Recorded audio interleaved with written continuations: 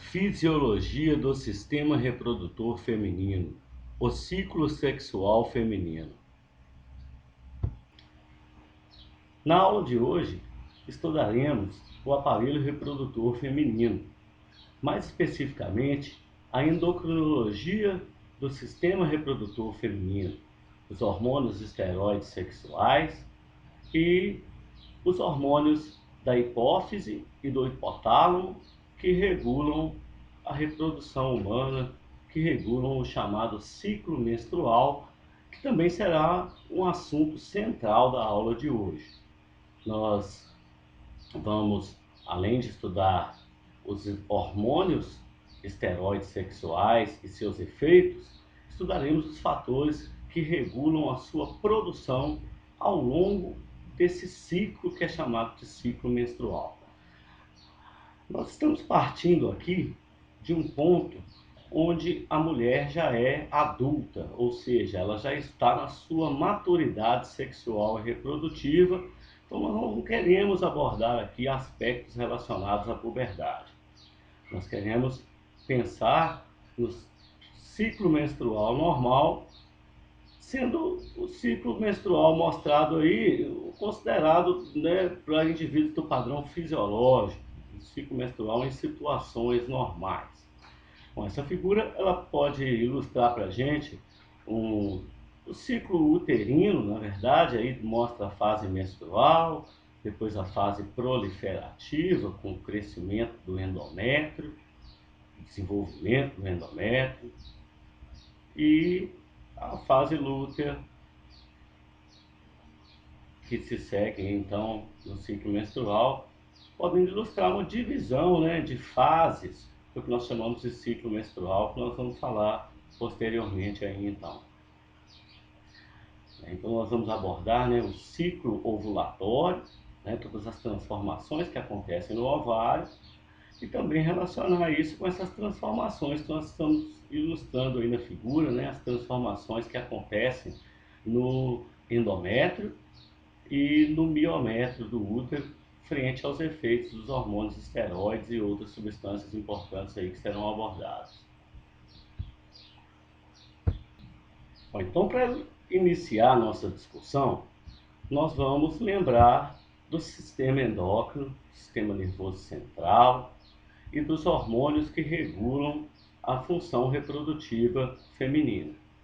Função reprodutiva humana de maneira geral, mas aqui dando ênfase ao sistema reprodutor feminino. Então temos que o sistema nervoso central, o hipotálamo, mais precisamente, algumas células do hipotálamo estão localizadas especialmente na região do núcleo arqueado. Esses neurônios neurosecretores, eles são capazes de liberar, de produzir e liberar uma substância que recebe um nome de neuropeptídeo, e ele tem essa sigla chamada GNRH, que significa hormônio liberador de gonadotrofinas. Esses neurônios hipotalâmicos neurosecretores, que secretam GNRH, eles são células que eles começam a atividade secretória de GNRH em situações normais, nós dizemos que eles permanecem quiescentes até o período de puberdade, e por volta de alguns anos de idade, a gente diz 8, 9, 10 anos de idade, isso varia de pessoa para pessoa, tem-se início a secreção de GNRH, que no início é irregular, depois ela vai se tornando mais regular. Então aqui, como eu disse, é um hormônio que ele nem está sempre presente no corpo da mulher aí, em grandes quantidades. Nós vamos ver que existe aí esse eixo chamado eixo hipotálamo, hipófise e gônadas. Nós vamos chamar atenção para ele, especialmente a partir do início da puberdade, desde quando a mulher já está na sua maturidade sexual e reprodutiva. Então nós estamos aqui com as estruturas hipotalâmicas maduras, secretoras de GNRH. Esse neuropeptídeo é secretado próximo aos vasos portais, o sistema porta hipotálamo hipofisário é essencial para que ele atinja a hipófise, a região anterior da hipófise, e ele atua especificamente sobre células da hipófise que possuem receptores para ele. Essas células, elas têm o nome de gonadotrofos. Os gonadotrófos da hipófise anterior, então, sob efeito do GNRH, produzem gonadotrofinas.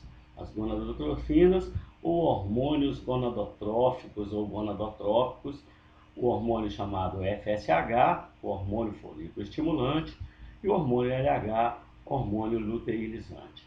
Então, o GNRH do hipotálamo é o hormônio que estimula a hipófise a produzir LH e FSH. E os hormônios LH e FSH, como o próprio nome diz, são gonadotropinas ou gonadotrofinas.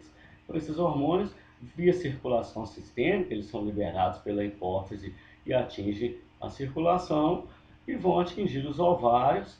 Então, eles são hormônios que têm efeitos bastante restritos sobre os ovários e eles estimulam lá nos ovários o desenvolvimento dos ovários, o que vai dar início, então, à maturidade sexual e reprodutiva. Né? Nós temos ali que lá nos ovários os efeitos podem ser diversos, né? Desde a indução da produção de hormônios, olha, o LH e o FSH, eles atuam lá nos ovários, estimulando a produção de estrógenos e progesterona. E esses estrógenos e progesterona são os hormônios que são responsáveis pelo desenvolvimento dos caracteres sexuais na mulher, dos caracteres sexuais secundários. Lá no final da aula, nós vamos ter uma lista, né, com os efeitos dos estrógenos e da progesterona no corpo da mulher de maneira geral, desde o desenvolvimento dos caracteres sexuais, desde o início da puberdade até a menopausa. Então, esses são hormônios, né, que participam, então, né, desse processo inteiro aí que nós chamamos de ciclo menstrual, onde a cada mês existe uma ovulação que também é influenciada por esses hormônios, e esses hormônios são expressivamente importantes também na gravidez e lactação, que será posteriormente abordada no nosso curso de sistema reprodutor. Bom, o importante é visualizarmos aqui o chamado, então, eixo hipotálamo, hipófise, gônadas, inicialmente de uma maneira mais simples, onde o GNRH produzido pelo hipotálamo estimula a hipófise posterior a produzir e secretar LH e FSH, e esses dois hormônios estimulam os ovários a produzirem estrógenos e progesterona, que são os chamados hormônios esteroides sexuais femininos. Esses hormônios, além de exercerem seus efeitos, eles exercem um efeito regulatório sobre esse eixo todo aqui.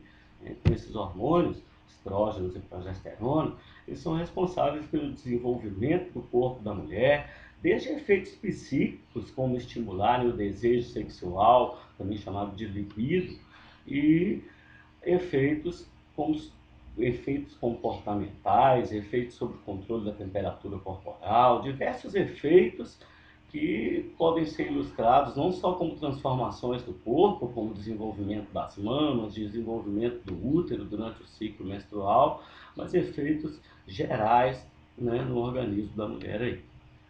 Bom, esses hormônios eles têm um efeito importante, olha, os estrógenos, né, E de estrógeno e P de progesterona, eles exercem um efeito de feedback negativo tanto sobre o hipotálamo como sobre a hipófise.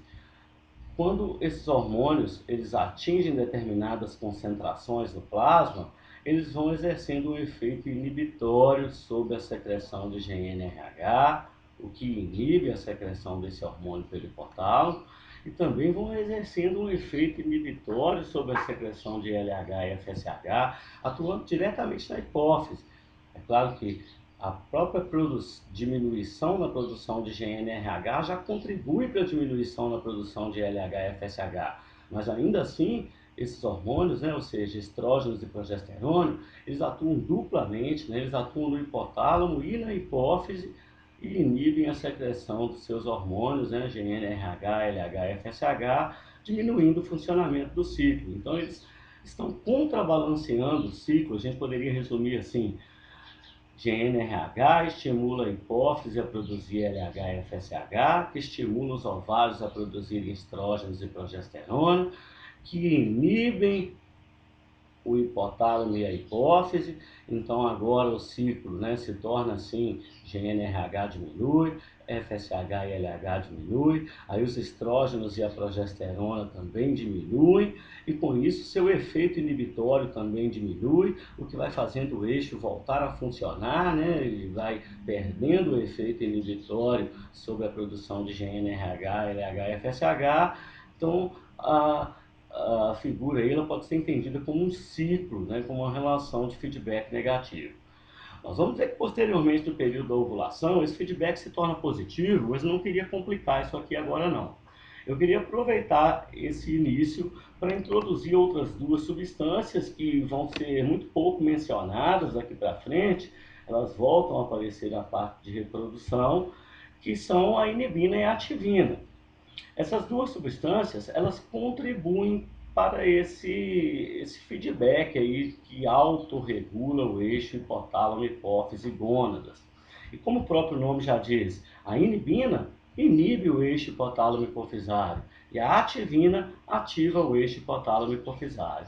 O único detalhe é que esses hormônios são hormônios proteicos, ao contrário dos hormônios anteriores, que são hormônios lipídicos, esteroides, e esses hormônios eles não têm um bom efeito no hipotálamo, ou seja, inibina e ativina, ao contrário de estrógeno e progesterona que atuam no hipotálamo e na hipófise, inibina e ativina têm um efeito mais expressivo, eu diria que praticamente exclusivo sobre a hipófise.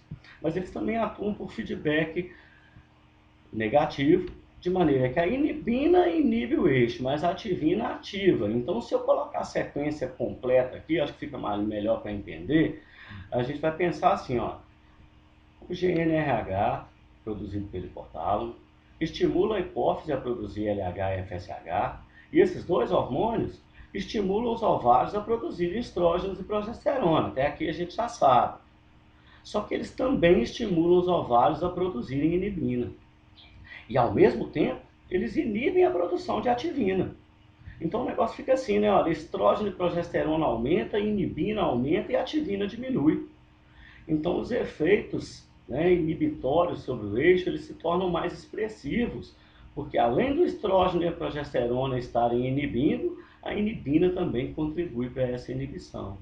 E aí então a reação, né, acontece da seguinte forma: diminui a produção de GNRH, que diminui a produção de LH e FSH, e com a diminuição da produção de LH e FSH, estrógenos e progesterona e também a inibina diminuem, só que o ovário aumenta a produção de ativina. Então, além dos fatores inibitórios diminuírem, né, ou seja, além do estrógeno e progesterona diminuírem, o que já levaria o eixo a voltar a funcionar, existe um aumento na produção do hormônio ativina, o que ajuda também a voltar isso aqui a funcionar, né? O eixo hipotálamo-hipófise voltar a ser ativado de uma maneira mais regular, né? Vamos dizer assim, mais eficiente.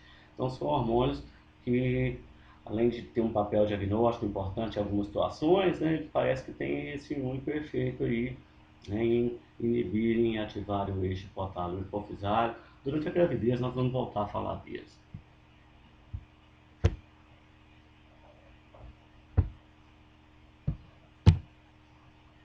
Bom, então essa figura, ela ilustra para a gente uma visão, um desenho, dos principais órgãos que interessam aqui do aparelho reprodutor feminino para nós. O útero e os ovários, mostrando os dois ovários aí. E aqui também as tubas uterinas, já é importante visualizá-las com as fímbrias, depois na parte de gravidez nós vamos falar disso aí. É importante observar nessa figura que todo aparelho reprodutor é bastante irrigado, tanto o útero quanto o ovário recebe um fluxo sanguíneo extremamente importante, e esse fluxo ele tende a variar ao longo do ciclo menstrual aí, especialmente o fluxo uterino, né? Nós vamos ver que isso é bastante importante para que a gente entenda o funcionamento desses hormônios.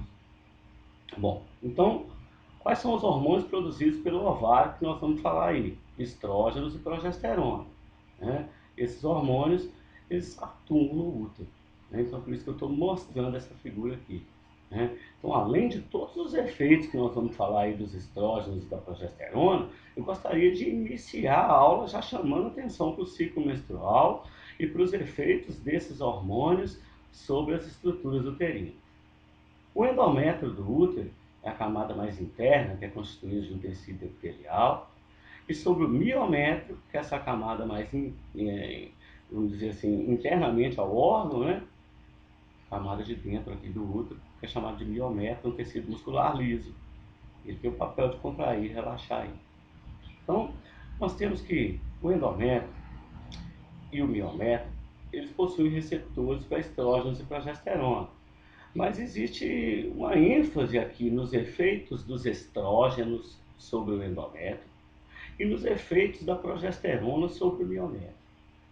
Nós vamos inicialmente, além de todos os efeitos que nós vamos ver, nós vamos ter que imaginar, para a gente entender o funcionamento do ciclo menstrual, nós vamos ter que imaginar assim, olha, estrógenos são hormônios que levam ao desenvolvimento do endométrio. O que é desenvolvimento do endométrio? Nas fases iniciais, logo depois que a menstruação acaba, o endométrio ele fica com uma única camada de células epiteliais. E à medida que os estrógenos vão aumentando durante o ciclo, a gente vai ver isso, ele vai aumentando o número de camadas de células epiteliais. Então ele leva ao espessamento do endométrio. Além de levar ao espessamento do endométrio, os estrógenos eles são responsáveis pelo surgimento de glândulas epiteliais secretoras de muco. Esse muco é importante porque ele contém substâncias essenciais para a fecundação e para a capacitação, na verdade, aí, né, nós encontramos glândulas produtoras de prostaglandinas, células epiteliais produtoras de prostaglandinas e uma série de fatores locais que são produzidos aí por essas glândulas endometriais. Então, nós podemos dizer que, sob o efeito dos estrógenos, o endométrio cresce. Cresce como? Células epiteliais, glândulas e vasos sanguíneos. Vasos sanguíneos, né, os estrógenos, eles estimulam um fenômeno muito importante ali chamado de angiogênese, que é o surgimento de novos vasos, e além disso, eles favorecem a dilatação dos vasos existentes, o aumento da permeabilidade vascular, eles aumentam o fluxo sanguíneo para o útero. Então, sob o efeito dos estrógenos, o endométrio cresce, células, glândulas produtoras de muco e vasos sanguíneos. E sob o efeito da progesterona, o miométrio se mantém relaxado. Então a progesterona é essencial para o miométrio ficar relaxado. A gente vai ver que quando a progesterona cai, o miométrio contrai. Então, o miométrio é alvo da progesterona e o endométrio é alvo dos estrógenos. É claro que a gente vai encontrar receptor para os dois hormônios em ambos os locais, mas nós vamos tentar centralizar nesses efeitos. Isso é extremamente importante para a gente sincronizar isso com o ciclo menstrual, que nós vamos começar a estudar então. Então, estrógenos, crescimento do endométrio, progesterona, relaxamento do miométrio. Agora nós vamos ver quais são os estrógenos, um conjunto de 3 hormônios. O principal estrógeno é o estradiol. Existe um outro estrógeno, tem o nome de estrona. Esses são chamados estrógenos ovarianos. Nós vamos ver que eles podem ser convertidos em estriol, que é um terceiro estrógeno, especialmente pelo fígado no período não gravídico, mas durante a gravidez o estriol também pode ser produzido pela paciente. Então nós vamos considerar esses 3 hormônios como sendo estrógenos, mas lá na frente nós vamos ver estruturas desses hormônios. Então o que a gente tem que saber aqui agora é só que estrógenos desenvolvem o endométrio e progesterona relaxa o miométrio. Então, o que nós estamos chamando de ciclo ovariano? Ciclo ovariano, ou ciclo menstrual ovariano, né? Na verdade, o ciclo menstrual nós consideramos o ciclo ovariano e o ciclo endometrial. As transformações que vão acontecendo no ovário e as transformações que vão acontecendo no útero, e é nosso objetivo central da aula estudar isso aí, então, hoje. Então, essas estruturas do ovário, nós vamos tentar falar um pouquinho com mais detalhes delas aí, mas é uma visão inicial para a gente mostrar as principais estruturas ovarianas que estão aí nessa figura, os folículos ovarianos, que são os locais produtores de estrógeno e progesterona, e o folículo é que abriga a célula germinativa feminina, né? E o corpo lúteo, que é o que sobrou do folículo depois que o folículo ovula. Então nós vamos considerar aí, né, o ciclo ovariano dentro do ciclo menstrual tradicional de 28 dias, que é dividido em 2 fases de 14 dias. Olha só, a primeira metade aqui da minha figura, separada por essa linha pontilhada, mostra que vai ali do primeiro até o 14º dia. Então, por convenção, o ciclo menstrual ele começa no primeiro dia de menstruação. Então, no primeiro dia de sangramento menstrual, nós começamos a contar aqui, ó, né? Essa fase que vai do primeiro até o 14º dia, ela tem o nome de fase folicular ou fase proliferativa. Então, ela envolve o amadurecimento do folículo desde seu estado menos maduro, que são os folículos primordiais. A gente vai falar dessa sequência toda, passando por folículos primários, secundários maduros, até atingir o estado ovulatório. Então, até aqui, 14 dias, né, nós chamamos isso de fase folicular ou proliferativa. E essa fase folicular ou proliferativa, então, nós vamos também chamar atenção aqui, que ela pode ser uma fase variável. Então, ela pode ser uma fase que tem uma variação de um mês para o outro, ou variações de pessoas para pessoas.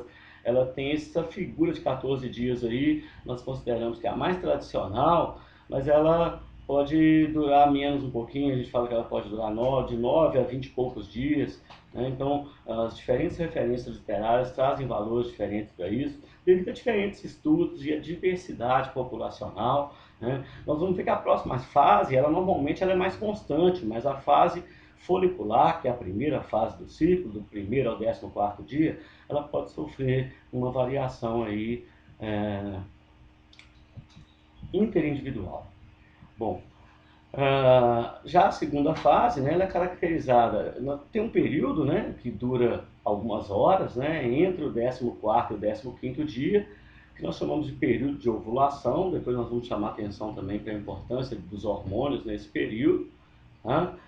E também a formação do que nós chamamos de corpo lúteo, que é formado com o que sobrou, né, das células foliculares depois que elas liberam o ovócito, ou seja, depois que elas ovulam.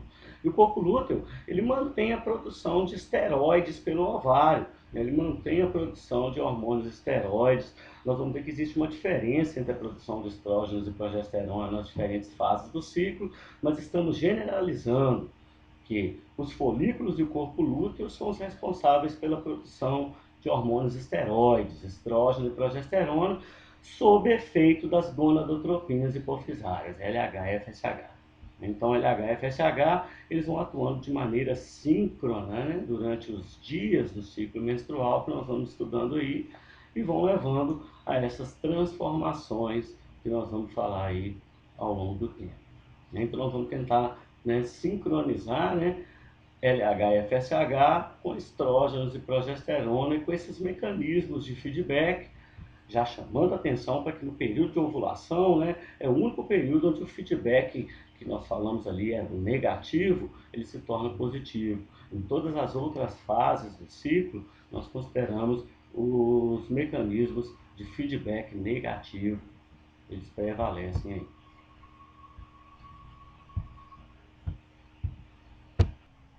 Bom, gente, então eu tentei colocar aqui a sequência normal de evolução das estruturas ovarianas. Primeiro, os folículos primordiais. Nós vamos falar com detalhes sobre cada uma dessas estruturas, mas só para mostrar inicialmente a sequência normal aí que já foi mencionada, né, mostrando a fase proliferativa, onde os folículos primordiais se transformam em folículos primários. A gente já pode ir adiantando que existe um efeito importante do FSH nessa fase, e esses folículos vão produzindo hormônios esteroides, especialmente estrógenos. Enquanto isso, os folículos vão amadurecendo, se tornando folículos secundários. Repare que alguns folículos morrem sofrendo um processo que é chamado de atresia. Nós vamos enfatizar a atresia daqui a pouco, até atingir o estado de folículo maduro, onde vai acontecer a ovulação. Então, nesse período, nós vamos chamar atenção agora para os efeitos do LH, que é o hormônio que leva à ruptura do folículo, à ovulação. E o LH, como o próprio nome diz, é hormônio luteinizante, ele é o hormônio que estimula a formação do corpo lúteo. E posteriormente, quando os níveis de LH vão caindo, o corpo lúteo evolui, se transforma em corpo albicans, e aí então o útero para de produzir, né? Ele diminui completamente a produção de hormônios esteroides sexuais, e isso vai praticamente a zero, e o ciclo menstrual começa de novo. Então a gente vai começar a visualizar o ciclo menstrual a partir daqui, a partir de que? A partir do final de um ciclo, né, onde, como nós estávamos dizendo, né, esses hormônios, esses folículos e o corpo lúteo, eles vão produzindo estrógenos e progesterona até que o corpo lúteo morre. Então nós vamos visualizar assim, olha, quando o corpo lúteo se transforma em corpo álbicans, ou seja, no final do ciclo menstrual, não tem estrógeno e progesterona, né? Estrógeno e progesterona vai lá embaixo, porque a estrutura que produzia é o corpo lúteo. Então lembra que nós mencionamos antes que estrógenos e progesterona são essenciais para o desenvolvimento do útero. Os estrógenos levam ao desenvolvimento do endométrio, enquanto a progesterona leva ao relaxamento do miométrio. Então, com esses hormônios em nível praticamente zero no sangue, o endométrio não está nem desenvolvendo e muito menos relaxado. Ele começa a contrair tudo aquilo que ele desenvolveu ao longo do ciclo menstrual, vai começar a descamar. Então, nós vamos começar agora o ciclo menstrual. Então, nós vamos rever essa sequência, né, para a gente poder pensar assim, né, que olha, nesse início aí, onde nós começamos, estrógenos e progesteronas estão zerados. O útero está contraindo, está tendo aqueles espasmos que levam à menstruação, está tendo a descamação de todo aquele conteúdo endometrial, progesterona zero, o miométrio contraindo. E como que isso vai atuar em relação aos hormônios hipofisários, né? Então é isso que a gente vai começar a falar aí agora. Então, sincronizando nosso raciocínio novamente.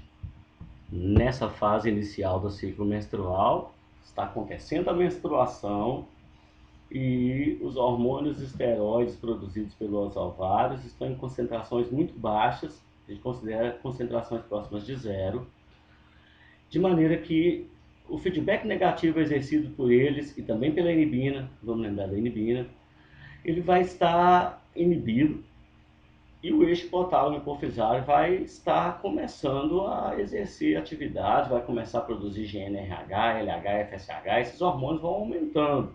Nós vamos ver posteriormente que o primeiro que aumenta é o FSH, e o FSH, como o nome diz, é o hormônio folículo estimulante. Ele vai levando ao desenvolvimento do folículo, ele vai atuando nas células foliculares, que nós vamos começar a defini-las, né, como sendo células da granulosa, as células que envolvem diretamente as células germinativas, e esse folículo inteiro ele é envolvido por duas camadas de células da teca. Nós vamos fazer uma descrição melhor sobre essas camadas posteriormente, nós vamos ver algumas figuras, umas fotos de microscópio, mas inicialmente tentando fechar um raciocínio fisiológico aqui. Estrógenos e progesterona zero, inibina zero, ativina aumentando, GnRH aumentando, LH e FSH aumentando, FSH atuando nos folículos primordiais, transformando-os em folículos primários, transformando-os em folículos secundários, transformando-os em folículos maduros. Aí vem a ovulação, nós vamos ver que as gonadotropinas se manifestam em picos e o LH rompe o folículo. E aí, olha só, as gonadotropinas estimulam a produção de estrógenos em quantidade tão grande que os próprios estrógenos vão inibindo, né, através de feedback negativo, né? Imagina agora, estrógenos estão aumentando, né, ao longo de todo esse ciclo aqui, né? Estrógenos aumentando, progesterona começa a aumentar também, inibina aumentando, ativina diminuindo. Então eles vão exercendo feedback negativo, né, sobre o ciclo, menos no período de ovulação, onde existem picos secretórios de LH e FSH, nós vamos detalhar isso aí, que leva à ruptura do folículo. Depois o feedback volta a ficar negativo de novo, o excesso de estrógenos, progesterona e inibina vai inibindo a produção de LH e FSH, e o LH que levou à formação do corpo lúteo vai caindo ao longo desses mais outros 14 dias, até que o corpo lúteo não se sustente mais devido à baixa de LH. Então ele se transforma em corpo albicans, e o corpo albicans então não produz mais estrógenos e progesterona. Então, sem estrógenos e progesterona, nós temos que o eixo hipotálamo-hipófise vai começar a ser ativado de novo, né? LH e FSH vão começar a aumentar de novo, mas aí a menstruação vai começar a acontecer. Né? Então, nós temos que nos períodos, né, que antecedem a menstruação, os níveis de estrógenos e progesterona já vão diminuindo bastante, podendo originar alguns efeitos psíquicos de tensão pré-menstrual, e nós vamos associar isso com as alterações uterinas posteriormente, falando aí.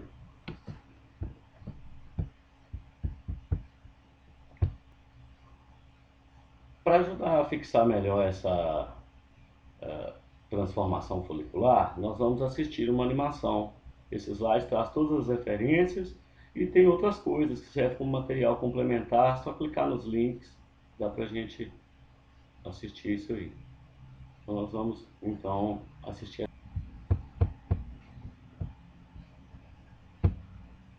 Então olha lá, o folículo primordial é composto apenas dos oócitos e das células da granulosa. Os folículos primários, eles já possuem, além das células da granulosa, eles começam a também ter uma camada adicional de células, que tem o nome de células da teca. Então essa é a principal coisa que os diferencia. E também tem a chamada zona pelúcida. Então a partir daí os folículos secundários, eles têm as mesmas estruturas, só que as células da granulosa vão aumentando tanto em quantidade e secretam um fluido folicular que é cheio de estrógenos, progesterona, né? Então evidenciando aí as duas camadas de células da teca, até que esse folículo só cresce e vai se tornando maduro, e o folículo, o ovócito, se desloca para a periferia, formando as células que a gente tem o nome de coroa radiada, cúmulos oóforos, e o antro do folículo, então ovula. Né? Isso tudo rompe, né? As células da coroa radiada permanecem ligadas, e o que sobra do folículo, sob o efeito do LH, então se transforma em corpo lúteo.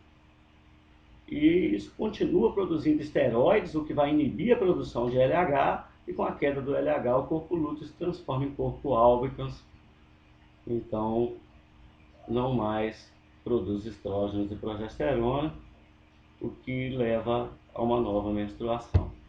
Então, de novo, os folículos primordiais, o oócito, envolvido por uma única camada de células da granulosa, essas células ainda são fusiformes. Folículo primário, essas células se tornam cuboides, e tem o surgimento das duas camadas de células da teca e da zona pelúcida. Então o folículo secundário agora, a granulosa cresce, formando vesículas preenchidas de fluido folicular, ricas em estrógenos, ainda evidenciando que isso aqui é granulosa, isso aqui do lado de fora é teca, né? E o folículo secundário então cresce, se tornando folículo secundário maduro, ou antral, ou folículo de Graafi, e aí então ele se rompe, né, levando à liberação do ovócito, aderido ainda às células da coroa radiada, e os remanescentes foliculares se transformam então em corpo lúteo. O corpo lúteo permanece, né, mantém a síntese de hormônios, preferencialmente progesterona, vamos ver aí, o que inibe todo o eixo hipotálamo hipofisário, né? E isso vai culminar com uma nova menstruação.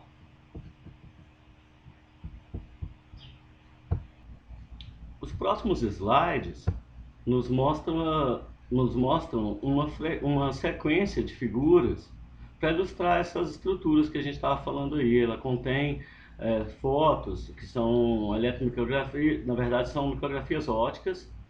Elas são graficamente modificadas através de computação para evidenciar melhor as estruturas. Nós podemos ver aí os folículos primordiais, né, que é o que eu quero evidenciar aqui nessa figura, folículos secundários, os folículos primordiais são bem pequenininhos, né?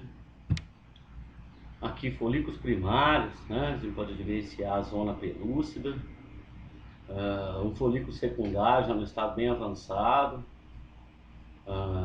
Nesse ponto, é interessante, bom, por que eu trouxe essas figuras, né? Não só para a gente visualizar esses aspectos aí das organelas ovarianas, né? Os folículos primários e secundários, mas também para a gente poder pensar em desenvolvimento folicular. Bom, como assim desenvolvimento folicular? Estávamos falando até agora que o folículo primordial se transforma em folículo primário, que se transforma em folículo secundário, que depois se transforma em corpo lúteo, e daí por diante. Bom, só que nós estamos vendo aqui um único corte de microscópio que mostra no ovário lá folículo primordial, só que aqui tem um folículo secundário, né? Então parece que até agora nós tentamos colocar uma ordem cronológica que na verdade ela não é real, né? Ou seja, nós encontramos no mesmo ovário todas as estruturas ovarianas, né? Naquele mesmo ovário eu tenho diferentes folículos em diferentes estágios de maturação, folículos primordiais a folículos maduros, né? Então nós temos ali, né, diferentes estágios de amadurecimento folicular dentro do único ovário. Ah, não, então eu achava que só tinha folículo primordial, que aí uma turma se transformava em folículo primário. Bom, então não é assim, né? Então nós vamos tentar ilustrar melhor aqui, né, desde a origem desses folículos até a, a sua eliminação completa aí. Tá? Então, os folículos primordiais, na verdade, eles são células que têm a sua origem ainda na vida. Células não, são estruturas, né, que têm a sua origem ainda na vida intrauterina. Eles são estruturas que eles são compostos, quando nós vimos lá, né, das células precursoras da granulose, ainda naquele formato fusiforme, e no interior do folículo o ósseo. Né? Então nós temos que o folículo primordial é a estrutura mais simples aí. Bom, como são formados os folículos primordiais? Os folículos primordiais eles são formados ainda na vida intrauterina. Entre a sexta e a oitava semana de gestação, tem-se visto um processo acelerado de divisão mitótica das células germinativas primordiais do feto. Isso origina as oogônias, que são os ovócitos mais jovens, né, que ainda não sofreram a primeira divisão meiótica, até atingirem um número máximo de cerca de 6 a 7 milhões de oogônias. Ao redor da 20ª semana, né, então nós temos aí 6 a 7 milhões de oogônias. Paralelamente, a partir da 11ª até a 12ª semana, começa então a divisão meiótica das oogônias. Essa divisão meiótica dá origem então ao oócito. Essa divisão meiótica, ela normalmente é interrompida na prófase e isso origina um número de oócitos em torno de 5 milhões, o número máximo ele é atingido próximo da 24ª semana. Pois olha, já começa a não fechar a conta, né? Ou seja, muitas oogônias chegam a não se transformar em oócitos, né? Muitas oogônias vão sendo reabsorvidas pelos próprios tecidos germinativos num processo semelhante ao que nós vamos descrever aqui como sendo chamado de atresia. Então esses folículos primordiais, né, eles atingem por volta da 24ª semana um número de 5 milhões, só que ao nascimento, muitos desses folículos vão se perdendo, eles vão sendo reconhecidos principalmente por células imunes, e vão sofrendo um processo semelhante à apoptose, que é um processo muito importante denominado atresia. Né? A atresia, então, do folículo, né, ela vai acontecendo desde a sua formação, né, até todo o desenvolvimento pós-embrionário, né, depois da vida infantil, depois da puberdade, depois da idade adulta. A atresia não é interrompida nunca. Então nós vamos ver que, né, as oogônias, né, se transformam em oócitos, atingindo, né, por volta da 24ª semana um número máximo aí, e a partir daí eles vão decrescendo, né, de maneira que ao nascimento um número de oócitos, ou seja, de folículos primordiais, ele vai estar próximo de 1 milhão. O que vai, 1 milhão ou 1 a 2 milhões. O que vai acontecer com esses oócitos? Né? Eles vão sendo envolvidos por células granulares, por células precursoras, né? Por células do estroma do ovário. Essas células, como nós vimos inicialmente, elas têm um formato fusiforme. Né? Então elas vão formar esses folículos primordiais, né? Que é o oócito envolvido por células granulares né? Então esse processo, né, ele parece todo ser independente da ação de gonadotrofinas, desde a formação, né, embrionária até a manutenção dos folículos primordiais. Mas a gente vai ver que a presença de gonadotropinas, né, de FSH principalmente, ela ajuda na manutenção desses folículos, né? Então nós vamos ver que o FSH é importante para os próximos desenvolvimentos foliculares aí, então, a partir daí. Bom, então nós temos, né, o que nós chamamos de ciclo ovariano completo, né, ele demora, né, muitos dias aí, então, né, desde o folículo primordial, ou seja, né, a mulher nasce, né, nós podemos dizer, com cerca de 1 a 2 milhões de folículos primordiais, sendo que eles vão sofrendo atresia durante a puberdade, especialmente devido aos baixos níveis de FSH, como eu falei aí, né, são dependentes de FSH. Então esses folículos primordiais, né, eles não chegam a evoluir, né, durante esse período que a gente chama de infância, eles só vão começar a evoluir no período que a gente chama de puberdade.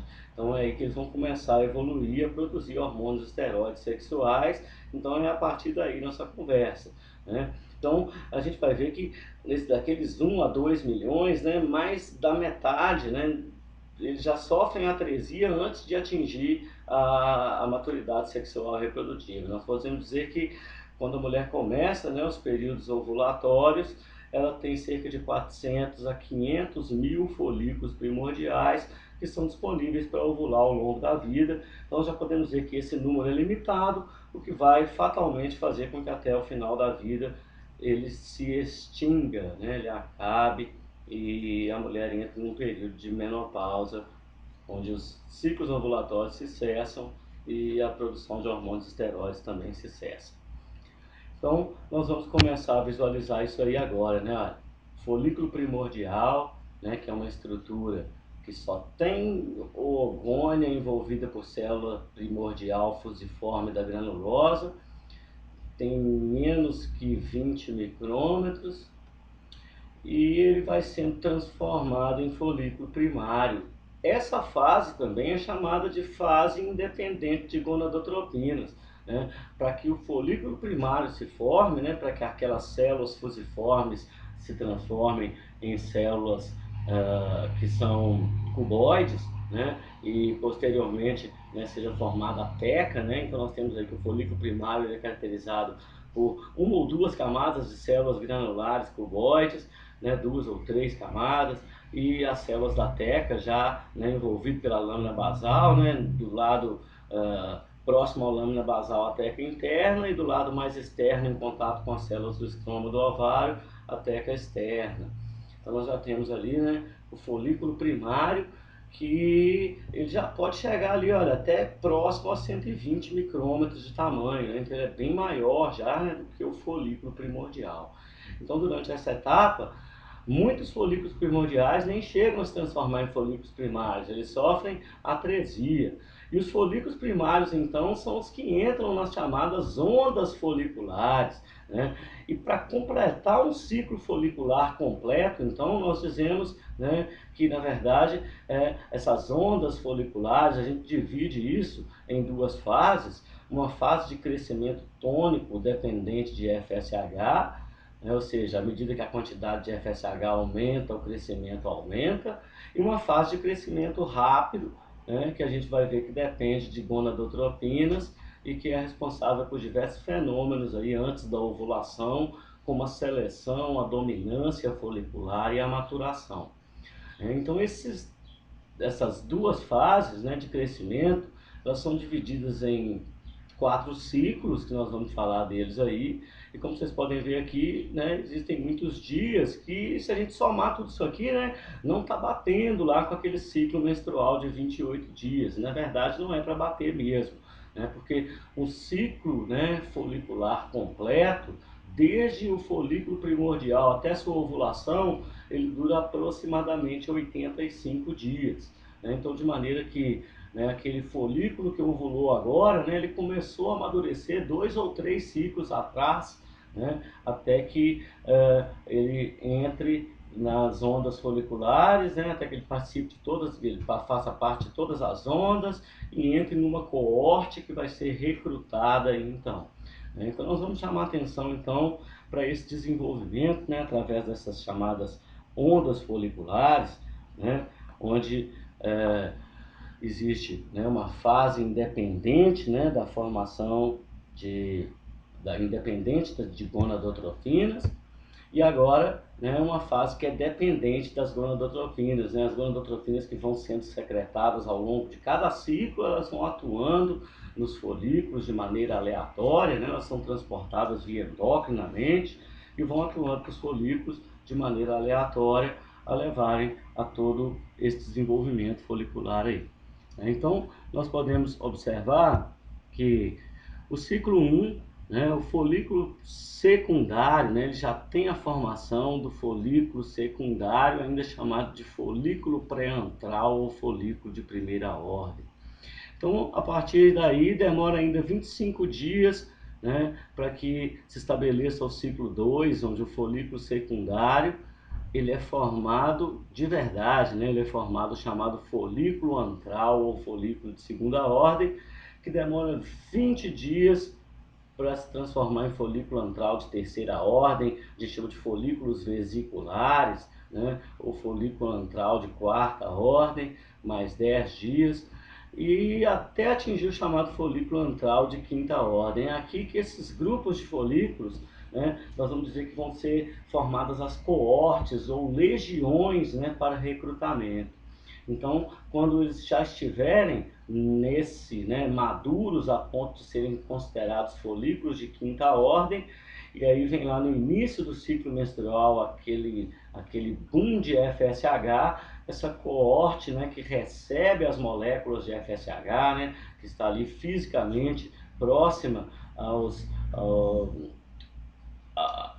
vasos, né, as moléculas, né, de FSH que atingem primeiro, né, aqueles hormônios nos estágios de maturação aqueles folículos, né, no estágio de maturação mais avançado, né, isso leva ao recrutamento dessas coortes, né, essa chamada coorte para recrutamento, né. Então aqui nós dizemos que tem esse início, né, o ciclo 4 da fase folicular. Essas coortes que são recrutadas, nós dizemos que em concentrações normais de FSH, né, uma coorte ela costuma ter de 6 até 12 células. Né? Então, nós dizemos que a cada ciclo menstrual, né, tem-se início o recrutamento de uma coorte que contém aproximadamente 6 a 12 células, isso varia com as concentrações de FSH, e varia a cada ciclo, né? Então esse é um número, né, também do padrão fisiológico, né? Então essas células, né, elas ainda seguem para o ciclo 4, que é a chamada fase de crescimento rápido dependente de gonadotrofinas, né, quando então elas se tornam folículo antral de sexta ordem, folículo antral de sétima ordem e folículo antral de oitava ordem, aqui que é aquele folículo maduro ou folículo de Graafi. Né? E nesse período, né, de transformação do folículo de sexta para sétima ordem, muitos desses folículos regridem, né? Nós dizemos que 6 a 12 são recrutados, mas a maioria das vezes apenas um ovula, né? Nós podemos ter ovulações duplas aí, né? Algumas triplas são mais raras, né? Em situações normais, né, que a gente considera padrão fisiológico, né, apenas uma ovulação, apenas um folículo daquele, né, dos 6 a 12 que foram recrutados, ele ovula. Então nós podemos dizer que aqui, né, ainda muitos sofrem atresia, né, existe uma seleção folicular, que na verdade nós podemos resumir isso aqui nesse processo de dominância, né? Existe tradicionalmente um folículo, que é aquele que foi desenvolvendo primeiro, né, antes dos outros, ele fica maiorzinho, né, um pouquinho maior do que os outros, ele se torna mais sensível a FSH. E a gente pode perceber que nessa fase, né, nós temos uma queda nos níveis de FSH, como a gente vai ver lá na frente, devido aos próprios estrógenos que estão sendo produzidos pelos folículos. Então, os folículos menores, eles percebem essa queda, né? Eles são menos sensíveis, então eles não conseguem seguir adiante, especialmente devido às quedas de FSH, e aquele folículo que a gente chama de folículo dominante, que é aquele que vai ovular, ele então, como ele é maior, ele expressa mais receptores para o FSH, a gente diz que ele é mais sensível.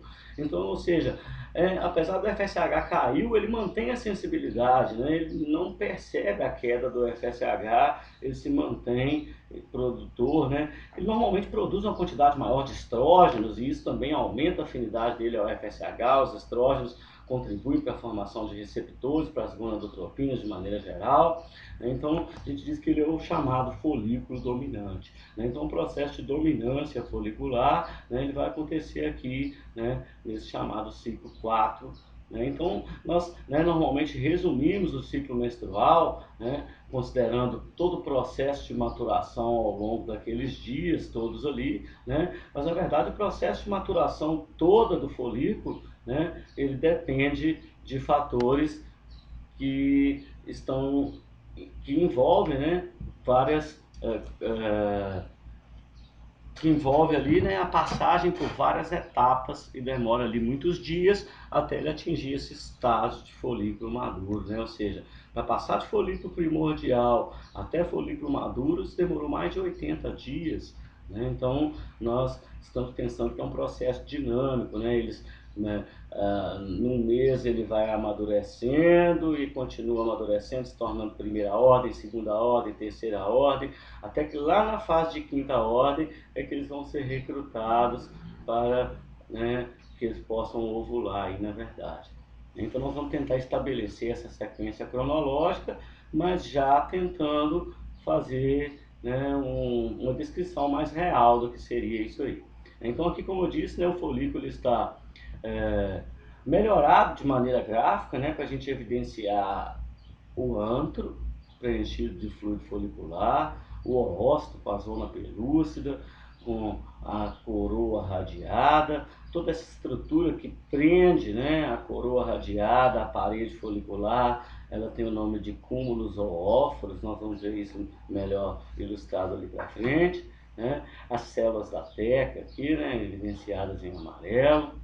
Então aqui já os folículos maduros, o folículo maduro no seu estágio de maturação mais evoluído aí.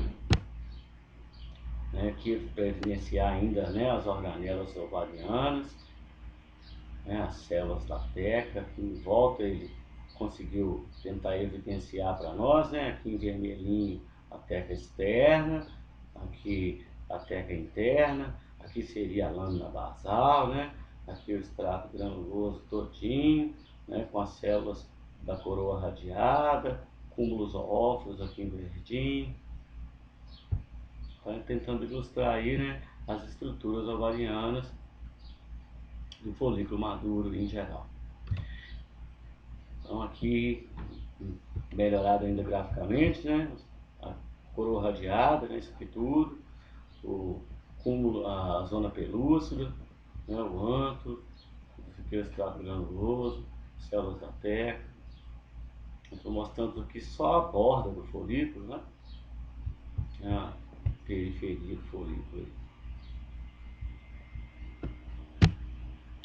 Aqui evidenciando o corpo lúteo, tem uma micrografia mostrando as estruturas lúteas.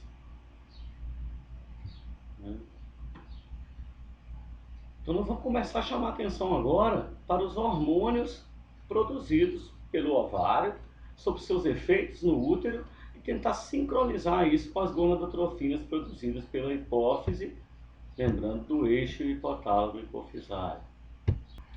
Aí só para ilustrar uma foto que eu achei bem legal, o momento da ovulação.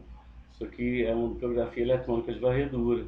Ela está melhorada também através de computação, mas ela mostra que as fímbrias se dobram sobre o ovário no momento da ovulação, mostrando o ovócito sendo liberado, algumas células da coroa radiada já se desprendendo aqui do mesmo. É bastante legal essa figura que eu gosto de trazer.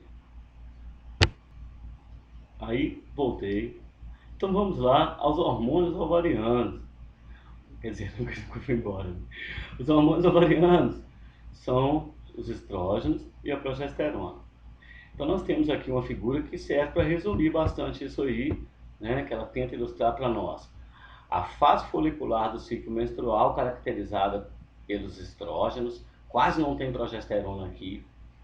É interessante a gente observar que essa fase é a fase de desenvolvimento do endométrio, né? É uma fase que tem ali, obviamente, os estrógenos que ajudam todo aquele desenvolvimento endometrial. E não tem uma necessidade tão grande de progesterona também, né? Vamos dizer assim, mas é claro que isso é regulado hormonalmente. Vamos lá, então. A segunda parte da figura mostra que a fase lútea, ou seja, depois da ovulação, após a formação do corpo lúteo, a quantidade de estrógenos diminui muito, e aí então que vem a produção do hormônio progesterona. Nós vamos ver que a progesterona ela vai sendo produzida em maior quantidade no início da fase pré-ovulatória, mas vamos chamar atenção aqui, então, inicialmente, para que a fase folicular é caracterizada por maior presença de estrógenos e a fase lútea é caracterizada por maior presença de progesterona. E nós já falamos ali também, olha, que a fase folicular, ela é onde o FSH está aumentando, lembra? FSH aumenta até chegar aqui, quando chega aqui vem os picos, né? Aí o LH é que aumenta mais, e quando vem essa fase, né, tem mais LH do que FSH, ou seja, na fase folicular prevalece os efeitos do LH. E desculpa, na fase folicular prevalece os efeitos do FSH, o FSH está em maior quantidade, né? Desenvolvimento do folículo. E na fase lútea prevalece os efeitos do LH, o LH está em maior quantidade, né? Prevalece ali os efeitos do LH, né? Fase lútea. Tá? Então nós vamos ver que a formação do corpo lúteo, né? Efeitos do LH. Bom, esses hormônios também têm influência diferenciada na produção de hormônios esteroides sexuais. O FSH estimula todos os dois, mas ele estimula preferencialmente a produção de estrógenos. E o LH também estimula todos os dois, mas estimula preferencialmente a produção de progesterona. Então essa é a ideia central aí. Tá?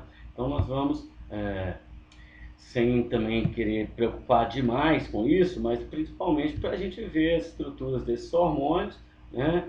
Falar então, né, dos efeitos do FSH ali, né, no desenvolvimento do folículo. Né? Então, o FSH, naquela fase folicular inicial, né, lembra onde estrógenos e progesterona estão baixos, né, inibina baixa, o eixo hipotálamo hipofisário começa a trabalhar, produzir GnRH, que estimula a adenohipófise a produzir LH e FSH, e o FSH então vai atuando, levando o desenvolvimento do folículo em todas aquelas etapas que nós vimos ali, durante 14 dias, né?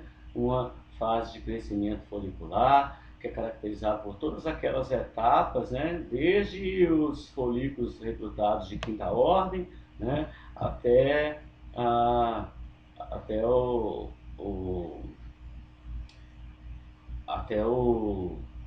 ovulação. Bom, então, nós podemos perceber que existe uma produção crescente de estrógenos e essa produção crescente de estrógenos vai diminuindo a produção de LH e FSH até próximo ao período ovulatório.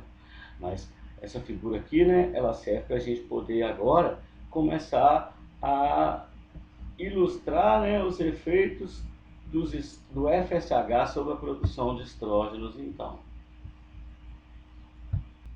Bom, inicialmente, essa figura, então, ela tenta dar uma geralzona na síntese de hormônios esteroides sexuais ovarianos, né, estrógenos e progesterona, não só na fase inicial do ciclo, como a gente estava dizendo, né, que tem o expressivo efeito do FSH, mas só para a gente ter uma visão geral da produção de todos esses hormônios inicialmente, para a gente continuar nessa conversa.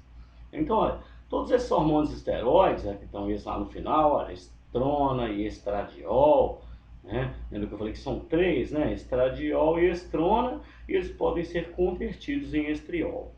Então, esses hormônios estrógenos, né? Eles são sintetizados a partir do colesterol, eles têm um esqueleto parecido com o do colesterol.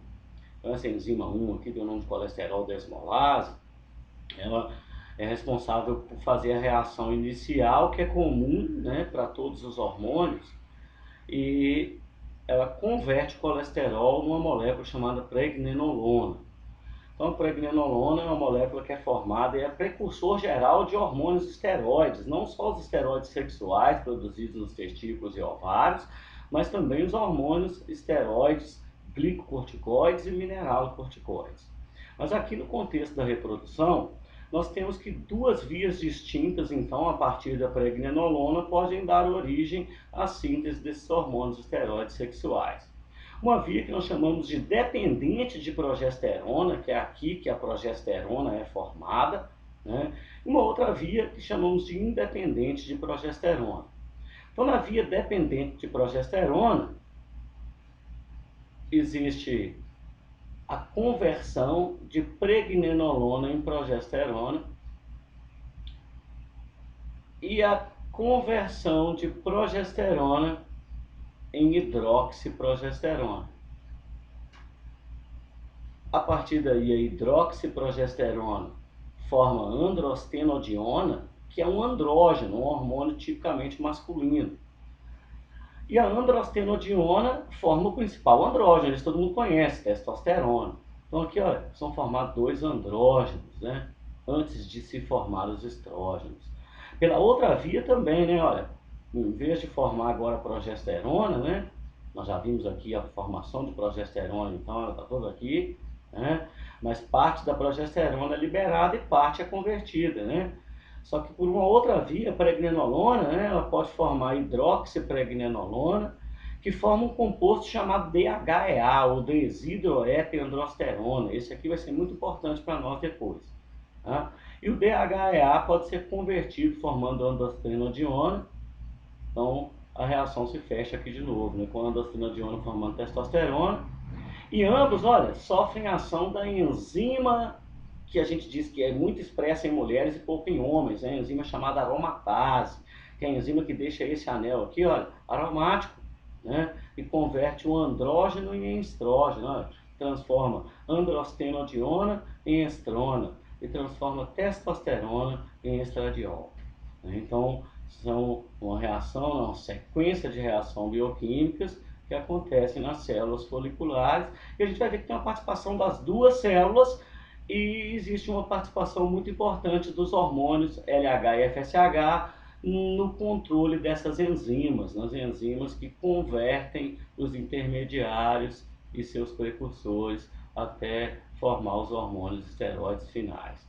Então, nós vamos aqui chamar atenção de novo, né, para a fase folicular inicial, né, olha, só peguei um pedacinho da figura agora, né, só aquele pedacinho que mostra lá a fase dependente de progesterona, né, para mostrar que o FSH é extremamente importante porque ele é capaz de estimular, né, todas as enzimas, mas ele tem um efeito especialmente importante em estimular a enzima aromatase. O FSH é um forte indutor da aromatase, então nós dizemos que sob o efeito do FSH existe um efeito expressivo na produção de estradiol, um efeito expressivo na produção de estrógenos.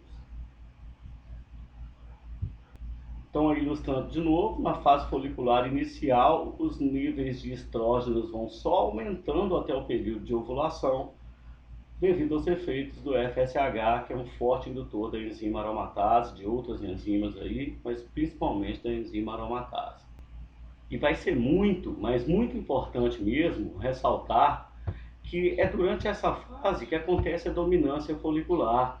Nós temos que visualizar que, à medida que os estrógenos vão aumentando, inibindo também, eles vão levando a um decréscimo na produção de FSH. Nós vamos ter isso num gráfico depois. E que esse decréscimo da produção de FSH é essencial para a dominância folicular, para fazer com que só aquele folículo dominante, aquele mais evoluído, que é mais sensível ao FSH, consiga atingir o estado de folículo pré-ovulatório, consiga chegar na fase folicular final, né? Vamos dizer assim. Bom, então agora inverte tudo, né? Então chegamos na fase folicular final.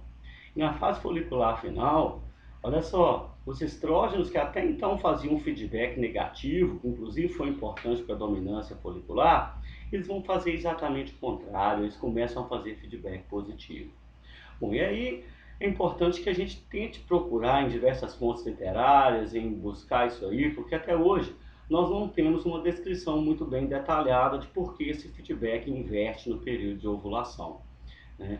Existem alguns dados científicos, né, que ilustram isso aí, e parece que os estrógenos têm uma influência quando eles passam de determinada concentração no sangue, eles estimulam em vez de inibir, né? Eles invertem o seu efeito, né, sobre o hipotálamo e hipófise, estimulando os picos pré-ovulatórios de LH, que eu estou ilustrando aqui, que é o que vai levar à ruptura do folículo, mas também de FSH. O FSH também aumenta na forma de picos.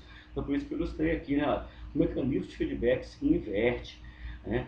Além dos estrógenos, já foi demonstrado que existe um papel da progesterona, que eu coloquei aqui, ó, né? Parece que a progesterona ela sinaliza, né? Então, quando os estrógenos estão aumentando sem progesterona, né, parece que o feedback é negativo, mas nesse finalzinho, parece que a progesterona começa a aumentar e isso é um sinal. Então, a gente não tem ainda, né, cientificamente evidências do efeito molecular da progesterona sobre isso, né, mas a gente tem algumas evidências que servem para sinalizar de que quando a progesterona começa a aumentar, isso inverte os mecanismos de feedback.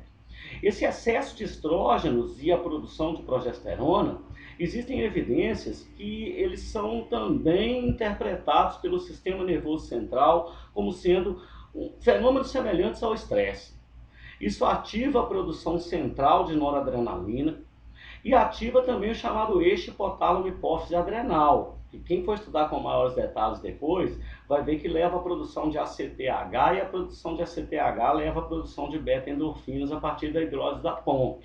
Não é um detalhe, então eu queria passar bem rapidamente, né? Mas o que eu quero dizer que durante esse período ovulatório, nós chegamos agora na fase folicular final, no 14º dia, e vamos começar o período ovulatório. Qual é o perfil hormonal, né? FSH já caiu bastante e os estrógenos estão aumentando, progesterona começa a ser produzida e outras substâncias começam a estar presentes, como noradrenalina e opioides. Então existem evidências, por exemplo, já foi demonstrado que o bloqueio dos receptores beta nesse período diminui os picos de LH e que também o uso de naloxona, que é um bloqueador opioide, também diminui os picos de LH. Então já foi visto que existe participação dessas substâncias, né, além dos hormônios esteroides, né? Então parece que esse mecanismo ainda não está bem elucidado, né, mas o que a gente conhece é que existem evidências da participação de opioides, de noradrenalina, de fenômenos que são relativamente parecidos com o estresse e dessa quantidade, né, muito alta de estrógenos influenciada pelo início da secreção de progesterona.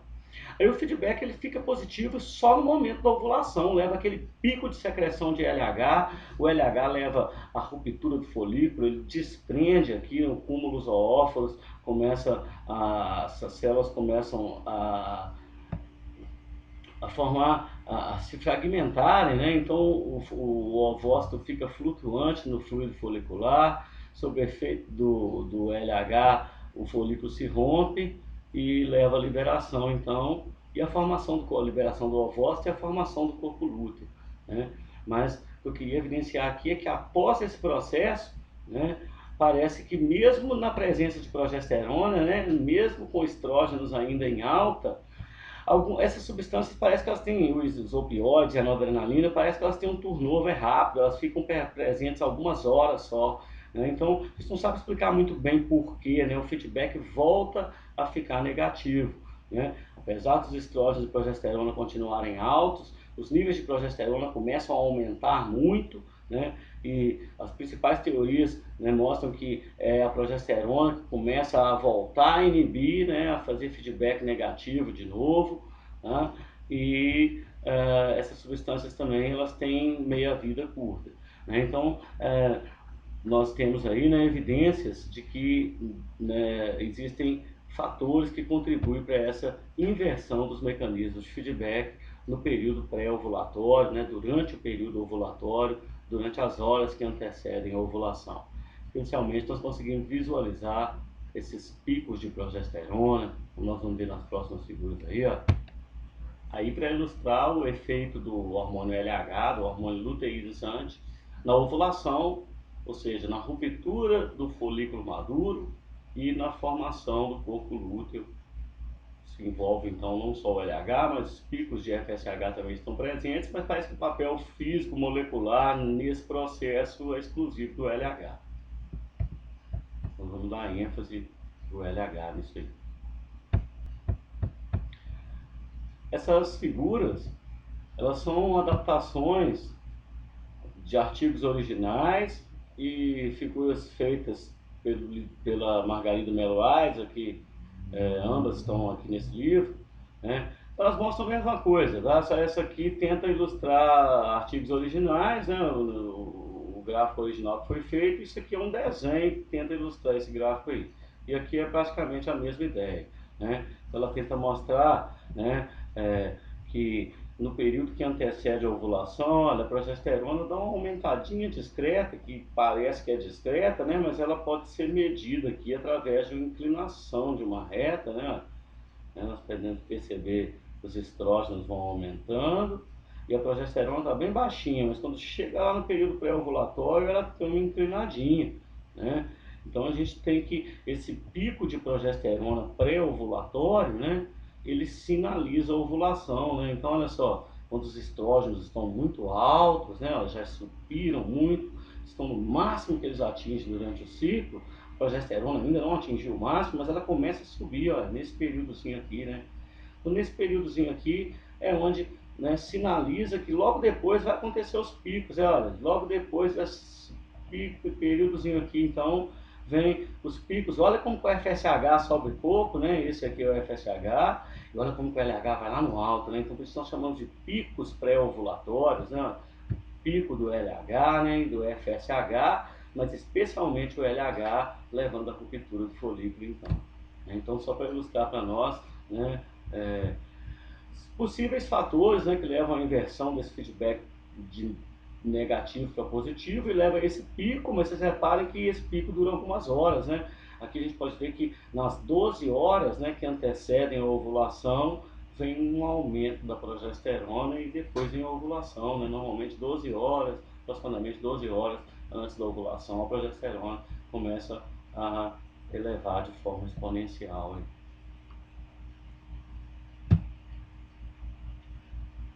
Então, né, posteriormente, vem a fase lútea, né, onde depois da ovulação prevalecem os efeitos do LH novamente, né, ó, os efeitos do LH. Agora, então, o LH contribui para a formação do corpo lúteo, da teca luteínica, da granulosa luteínica, das estruturas, né, do corpo lúteo.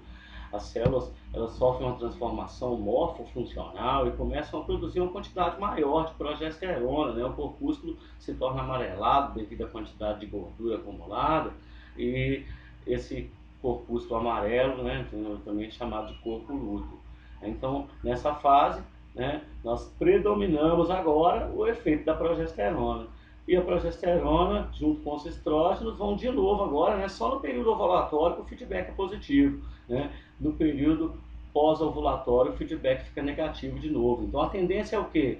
LH e FSH vai só caindo, caindo, até chegar num ponto que o próprio LH não consegue mais sustentar o corpo lúteo, que vira corpo albicans, que para de produzir estrógenos e progesterona, e lembra, sem estrógenos, sem atividade do endométrio, sem desenvolvimento do endométrio. E principalmente, progesterona caiu, o miométrio começa a contrair, a levar reações mecânicas, físicas, que levam à descamação do endométrio, sangue, vasos, células, glândulas, todo aquele conteúdo que se desenvolveu ao longo de todo o ciclo menstrual. Bom, aí, para ilustrar, né, já foi mencionado os efeitos do LH sobre a enzima 17-alfa-hidroxilase, a enzima que leva à síntese de progesterona, né? Então, os efeitos do LH, né, eles são muito expressivos sobre a síntese de progesterona, de maneira que na fase lútea, né, o LH ele consegue estimular uma produção tão grande de progesterona que nem toda ela consegue ser convertida em estrógenos, na verdade, né? A maior parte da progesterona vai sendo secretada, enquanto uma pequena quantidade de estrógenos continua sendo formada na fase lútea. Então, a fase lútea é caracterizada por mais LH, mais progesterona. Lembrando que o feedback, né, novamente se torna negativo e a progesterona e o estrógeno vão só inibindo a produção de LH até levar à involução completa do corpo lúteo. Essa figura, ela tem o nome de modelo das duas células e dois hormônios. Ela serve para ilustrar para a gente a importância das duas células, das células da teca e das células da granulosa, na produção desses hormônios que nós vimos aí. Tá? Então, bem rapidamente, né, essa figura pode ser consultada aí, de forma geral, né? Bem rapidamente nós temos que a teca externa, que está em contato com o sangue, possui receptores para o LH, e as células da granulosa possuem receptores para o LH e para o FSH. O colesterol é captado via circulação sanguínea e passa pela teca externa e entra nas células da teca interna. Lembrando que o colesterol é um lipídio, ele é capaz de atravessar a membrana das células. Tá? E olha, via efeito do LH, atuando nos seus receptores, leva a um mecanismo de transição de sinais via AMP cíclico. Isso estimula as enzimas, né, principalmente a colesterol desmolase, e leva à produção de pregnenolona. Então isso pode acontecer agora as duas vias, né? Olha, a via dependente de progesterona e a via independente de progesterona, que vai formar o nosso DHEA, né? Então todas as duas vias culminam com a produção de andrógenos, androstenodiona e testosterona. Esse efeito aqui, ele também acontece lá na célula da granulosa, só que ele é interrompido. Olha, o LH estimula a formação de pregnenolona, que estimula a formação de progesterona, não tem um bom efeito, né, dessa via, né, aqui, né, então a progesterona é hidroxilada, forma hidroxiprogesterona, só que as outras enzimas não estão presentes, olha, então essa via é interrompida aqui. Então é necessário para que a célula produza, né, seja capaz de produzir estrógenos, né, é que ela capte os andrógenos da célula da teca, e aí esses andrógenos então se difundem, né, para a célula da granulosa, e as próximas reações então acontecem na célula da granulosa, né, ou seja, o efeito do FSH que estimula a aromatase, também um mecanismo via AMP cíclico, né, e isso então leva à produção de estrógenos, né, que são secretados, né. Então, nós temos que a produção de estrógenos, né, ela é altamente dependente do FSH, né? Já a produção de progesterona, ela não depende muito do FSH. Então, nós podemos ver que nas fases onde existe uma grande quantidade de FSH, a progesterona que é produzida, né, ela praticamente toda convertida em estrógenos. E na fase onde não tem FSH, que tem pouco FSH, né, predomina os efeitos do LH, aí nós observamos uma maior secreção de progesterona. Existe um efeito colaborativo das duas células na produção desses dois hormônios aí.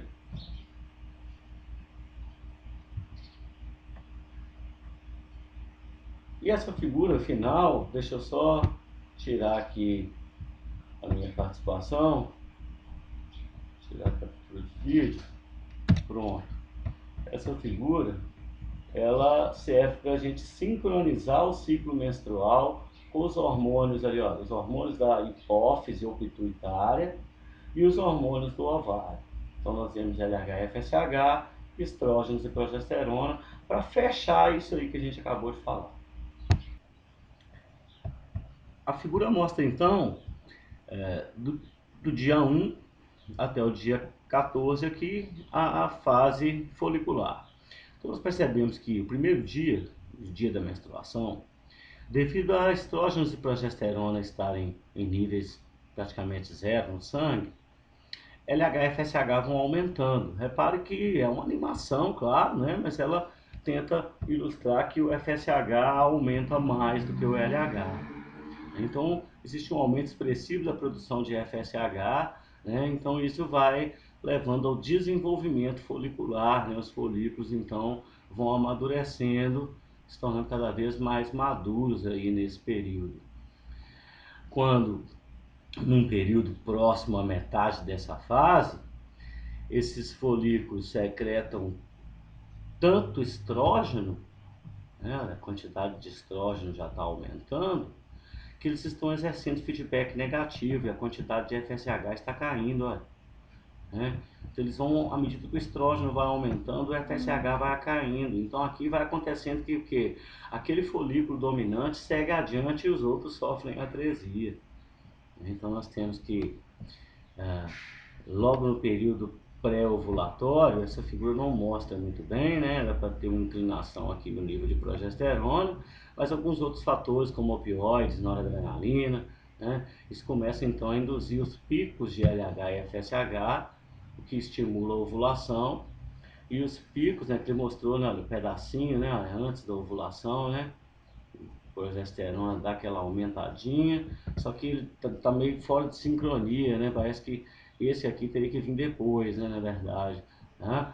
Então, a progesterona ela dá uma leve elevação, né, no início, que sinaliza a ovulação e a partir daí, né, o feedback se torna negativo de novo, né? Então, a faixa azul ela tenta ilustrar o período onde o feedback é positivo, né?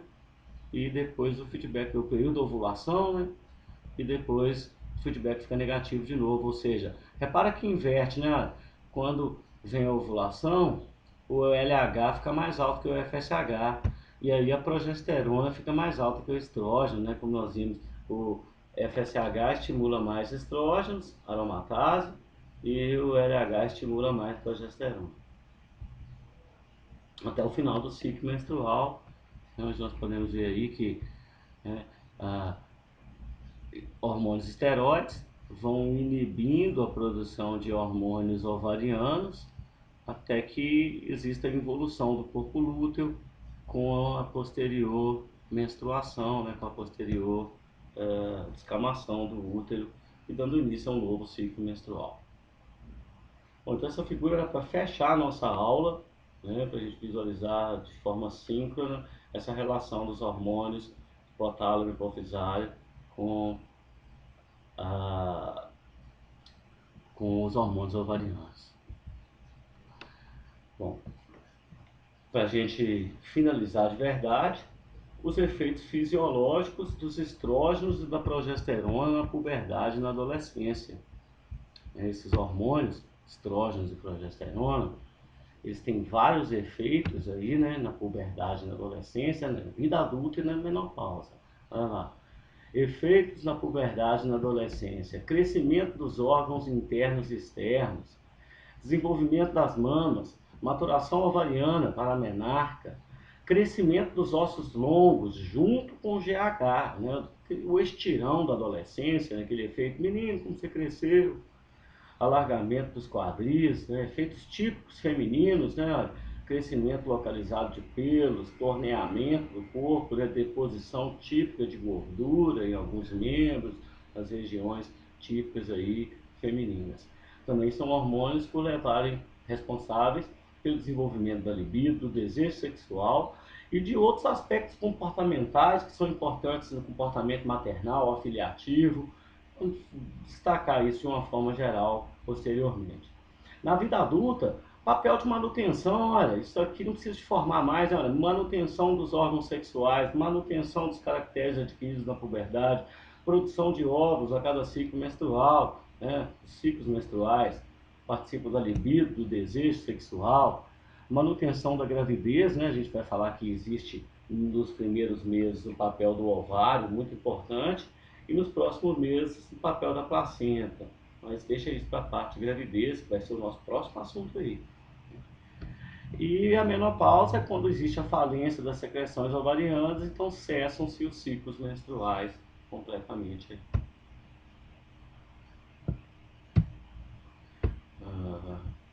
As nossas referências bibliográficas, aí nos livros da Margarida de Melo Aires, principal referência que eu usei, livro do Guyton. E esse livro do Falcão Júnior, infelizmente agora é muito difícil de ter acesso a ele. Ele é um livro onde o capítulo 3 ele é um livro de ginecologia editado pelos professores da UFSJ. E o capítulo 3 é Fisiologia da Gestação, é um capítulo de minha autoria. Normalmente eu deixo do xerox da universidade, porque na biblioteca ainda não tem, mas acho que agora a gente vai ter acesso. Tá? Ele tá aí só efeito de ilustração. Pode estudar no Guyton e no efeito e no livro da Margarida. Todos os dois trazem isso aí, mas eu utilizei basicamente Margarida de Melo Lais para essas aulas. Então, finalizando, Estogado de Fisiologia e seu professor Dante Alighieri Schettini. Muito obrigado.